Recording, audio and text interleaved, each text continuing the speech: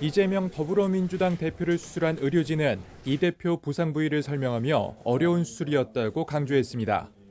칼에 찔린 크기는 1.4cm였지만 목 근육 안에 손목정맥 60% 정도가 잘린 채 피가 고인 상태여서 위험했다는 겁니다.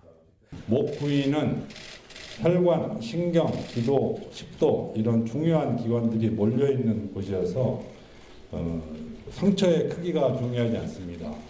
얼마나 깊이 찔렸는지, 어느 부위를 찔렸는지가 중요한. 2시간 가까이 정맥 봉합과 혈관 재건술이 이어졌다며 성공을 장담할 수 없는 어려운 수술이었다고 덧붙였습니다. 다행히 수술 경과는 좋아서 이재명 대표가 순조롭게 회복 중이라는 게 집도의 설명입니다. 다행히 잘 회복하셔가지고 지금 수술 다음날 병실로 이송되었고 현재 순조롭게 회복하고 계십니다. 다만 칼로 인한 외상의 특성상 추가적인 손상이나 감염, 합병증 우려가 있어서 경과를 더 지켜봐야 한다는 단서를 달았습니다. 민주당은 이 대표가 조기에 일반 병실로 옮기는 등 당무 복귀 의지를 갖고 있다고 설명했습니다. 일반적인 당무는 최고위에서 보되 중요한 당무는 면회를 통해 이 대표와 소통한 뒤 결정한다는 계획입니다. 면회가 좀 자유로워지면 그때 가서 말씀을 드리고 또 대표의 의견을 들어서 결정하면 되기 때문에 그렇게 당무가 오랫동안 정지되거나 또 중요한 일을 저희가 처리 못하거나 이러지 않을 것으로 생각됩니다. 민주당은 당무 차질을 최소화하겠다는 방침이지만 이 대표의 회복 상황에 따라 일정 부분 차질은 불가피할 것으로 보입니다. YTN 조용성입니다. 네, 이재명 대표 피습이 미칠 정치적 파장을 앞두고 총선을 앞둔 여야 모두 신중하게 예의주시하고 있는 분위기입니다. 네, 피의자의 당적 논란뿐 아니라 근거 없는 음모론과 또 가짜 뉴스까지 이어지면서 극단적인 정치 문화가 달라져야 한다라는 자성의 목소리가 커지고 있는데요. 오늘은 친명 좌장으로 불리는 정성호 더불어민주당 의원과 전국 상황 이야기 나눠봅니다. 어서 오십시오. 네, 안녕하십니까? 네. 조금 전에 친명 좌장으로 이제 소개할 만큼 측근이시기 때문에 많이 놀라셨을 거예요. 친명 좌장은 아닙니다. 아, 왜 아닙니까? 그냥 이재명과 고시동기고 오랫동안 아는 사이이지 좌장 역할하는 그런 개파의 중간 보석은 절대 아닙니다. 그럼 앞으로 좌장이란 그 타이틀은 빼야 되는 거예요? 적절치 않습니다. 알겠습니다. 아무튼 놀라셨을 텐데. 굉장히 놀랐습니다. 습격 당시 어디에 계셨고 어떻게 좀 속보를 들으셨어요? 지역에서 당원들과 간담회 중이었었는데요. 저희 비서한테 전화가 와갖고 상황을 이야기하고 문자 한번 보시라고 해서 보니까 이미 방송에 나오고 있더라고요. 방송 보면서 제가 망치로 뒤통수를 만 듯한 그런 느낌이었습니다. 엄청난 충격이었고 정말 생명에 어떤 지장이 있지 않을까, 위독하지 않을까 굉장히 걱정을 많이 했습니다. 망치로 뒤통수를 맞은 것 같아 충격했다. 혹시 처음 딱 든 생각은 어떤 생각이셨어요? 큰일 났구나 정말. 그리고 어떻게 하다가 대한민국이 이런 상황까지 왔나 하는 그런 생각이 또 파뜩 들더라고요. 네, 면회에 제한이 있다고는 하지만 병원 좀 가보셨습니까? 가보지는 아직 않았습니다. 배우자하고 통화를 한번 했었고 또 비서실의 직원들로부터 수시로 보고는 받고 있는데 아직은 가족들 외에는 면회가 적절치 않다고 의사들도 공고하고 있는 걸로 알고 있습니다. 그래서 가지 못했습니다. 그래서 대표의 부인이신 김혜경 씨하고 통화하셨고 혹시 소개해 주실 수 있으세요? 특별한 건 없고요. 어떤 의원하고 또 담담하게 좀 말씀하시더라고요. 작년 위로만 해줬습니다. 그럼 언론에 알려진 정도의 이 대표의 상황은 그 정도로 그렇습니다.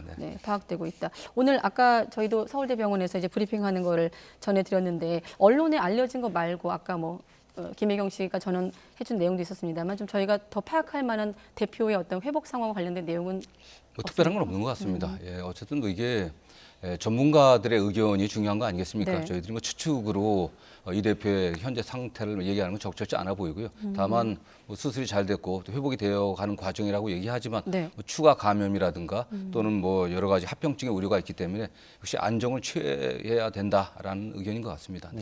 자, 앞서 서울대병원 그 브리핑 내용 중에서 이제 부산대의 요청으로 수술을 진행했다 이런 설명이 있었거든요. 지금 안 그래도 이 부분에 대한 논란도 있고 부적절한 말도 있고 한데 이 부분 좀 어떻게 보셨습니까? 저는 모르겠습니다. 부산대병원 응급센터에서 수술하지 않고 왜 서울로 이송했냐에 대한 여러 가지 의견이 있는 것 같은데 물론 그 당시 상황에서 이게 칼로 목을 찌르는 상황이 아니었습니까? 사실 그런 상황에서 이 부분이 굉장히 위험한 장소이고 또 뇌신경이라든가 기도, 식도 어디에 연결이 되기 때문에 어쨌든 그 부분에 있어서 종합적인 또 전문성이 있는 게 서울대 또 외상센터라고들 얘기를 하니까 또 그렇지만 당장 바로 생명에 직접적인 그 위해가 염려되는 그런 상황은 아니었던 것 같아요. 어쨌든 전문의들 간에 또 의견을 교환해갖고 이렇게 이송한 걸로 알고 있습니다. 근데 이거 자체가 뭐 왜 이송을 했냐, 또 뭐 헬기로 왜 갔냐, 뭐 특권 아니냐 이런 것 자체가 그런 것 자체가 논란이 된다는 게 저는 참 적절치 않은 것 같습니다. 네. 왜 논란이 될까요? 처음에 뭐 열상이냐 자상이냐 여기에 대한 또 민주당의 수정 요청도 있었는데 왜 이런 것 자체가 논란일까요? 저는 뭐 그게 부적절하다고 보고 있습니다. 그런 거야말로 어쨌든 뭐 그런 상황을 갖다가 본인들에게 유리하게 해석하려고 하는 그런 게 어쨌든 정치적 프레임을 만들기 위한 시도가 아닌가라는 생각하고 있고요. 네. 어쨌든 뭐 가족들과 또는 담당 의사들 또 참모들과 또 의논을 했던 것이고 또 부산대병원과 서울대병원의 의사들 간의 협의를 통해 갖고 이송한 거다. 좀 그렇게 그냥 보면 될 것 일부 같습니다. 보도에서 뭐 가족의 의사도 있었다 이런데 이런 건 좀 와전된 건가요? 그러면? 저는 그건 정확히는 모르겠습니다. 서울대병원은 더불어민주당 이재명 대표 수술 이틀 뒤 치료 경과를 상세히 설명했습니다. 어려운 수술이라는 점을 강조하면서 부산대병원 측의 요청으로 이송이 결정됐다고 설명했습니다. 그 수술의 성공은 장담하기 어려운 상태이고요. 따라서 경험 많은 혈관외과 의사의 수술이 꼭 필요한 상황이었습니다. 그래서 우리는 부산대병원의 전원 요청을 받아들였고 이 같은 발표에 부산대병원 측은 즉각 반발했습니다. 부산대병원 측은 인력과 시설이 충분한데도 이 대표 측의 요청에 따라 이송하게 됐다고 밝힌 걸로 전해졌습니다. 이송 경위를 둘러싸고 두 병원 간의 진실 공방으로 번지는 모습입니다. 이송에 헬기가 동원된 것을 두고 의료계 일각에서 특혜가 아니냐는 비판도 나왔습니다. 대한전공의협의회 전 회장인 여한솔 속초의료원 응급의학과 과장은 SNS를 통해 일반인이라면 헬기를 태워줬겠느냐는 비판을 제기했습니다.